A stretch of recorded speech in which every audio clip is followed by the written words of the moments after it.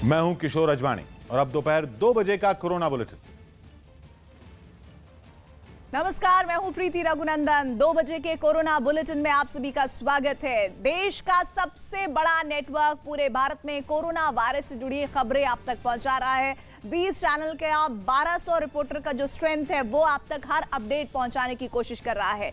पूरे देश में 21 दिन का लॉकडाउन है। आप भी नियमों का पालन करते रहिए, खुद को सुरक्षित रखिए और घर में ही रहिए। न्यूज़ 18 इंडिया हर घंटे कोरोना बुलेटिन आपके लिए ला रहा है ताकि आप तक इस देश के सबसे बड़े नेटवर्क के जरिए कोरोना वायरस से जुड़ी हर सटीक जानकारी पहुंच सके।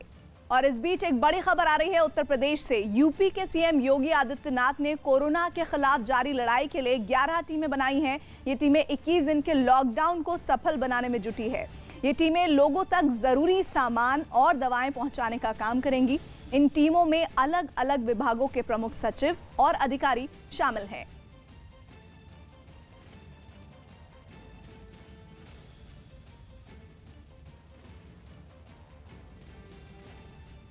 इस वक्त हमारे साथ हमारे सहयोगी अजीत जुड़ रहे हैं। अजीत, क्या खबर? योगी सरकार एक्शन में दिख रही है?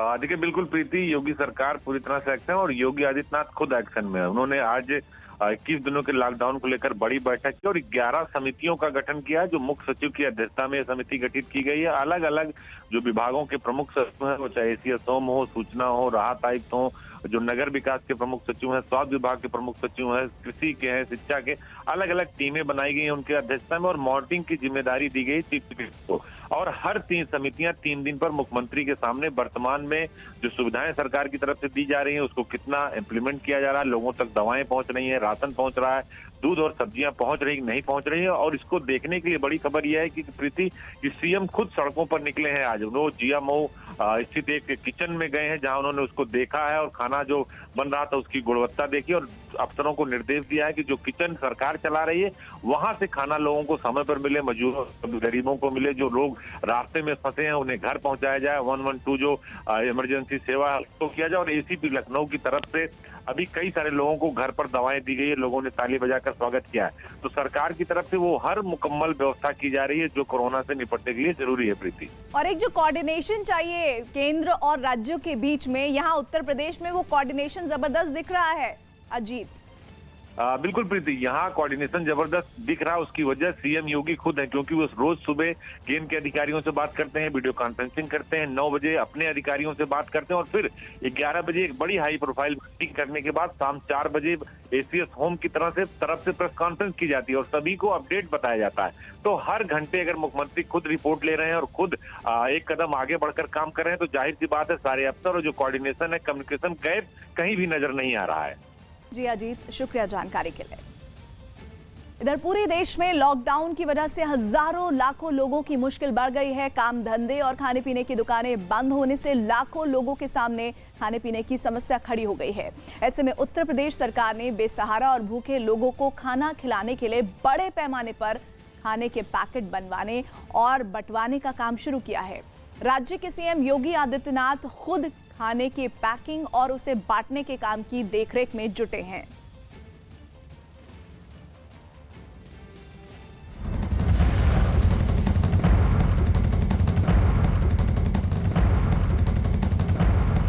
और इस वक्त की बड़ी खबर रक्षा मंत्रालय के सूत्रों के हवाले से। सेना के तीनों अंगों के जो मेडिकल अफसर यानी जो डॉक्टर हैं उनके रिटायरमेंट को टाला जा सकता है, यानी उनकी सेवाएं ली जा सकती हैं। कोरोना की वजह से ये फैसला लिया जा सकता है। ये सूत्रों के हवाले से, रक्षा मंत्रालय के सूत्रों के हवाले से बड़ी खबर। ज्यादा जानकारी के लिए संदीप बोल हमारे सहयोगी जुड़ गए हैं। संदीप, क्या बता रहे हैं सूत्र? देखिए, अभी इस बात पर चर्चा हो रही है कि किस तरीके से वो ऐसे एक्सपीरियंस डॉक्टर जो कि लंबे समय से सेना में काम कर रहे हैं और उनका रिटायरमेंट जो है अगले 2 से 3 महीने में, यानी कि अप्रैल, मई और जून, ये 3 महीने में जिनका रिटायरमेंट है उनके रिटायरमेंट को हो सकता है कि टाला जाए या फिर उन रिटायर करके उनकी सेवाएं ली जाए। इस तरीके के एक प्लान पर जो है अभी फिलहाल काम चल रहा है और रक्षा मंत्रालय के सूत्रों के मुताबिक ये सिर्फ और सिर्फ इसलिए से किया जा रहा है ताकि मेडिकल ऑफिसर की कमी ना हो। किसी जी संदीप,